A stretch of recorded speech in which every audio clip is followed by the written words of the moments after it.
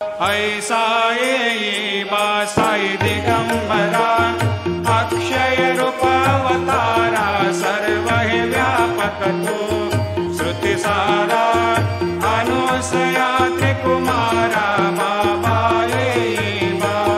काशे स्नान जपा प्रतिदिवसे कोल्हापुर भिक्षे श्री निर्मल नदी तुंगा जलप्राशे निद्रा माहुर देशे ऐसा ये बा झोळे लोंबत से वाम करे त्रिशूल डमरो धारे भक्ता वरद सदा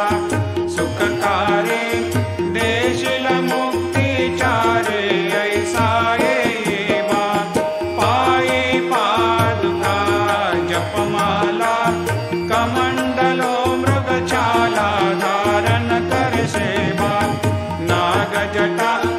मुकुट शोभतो माथा ऐसा ये बा तत्पर तुझाया जे ध्याने अक्षय कांचे सदने लक्ष्मी वास करे दिन रजने रक्षसे संकट वारुणी ऐसा ये बा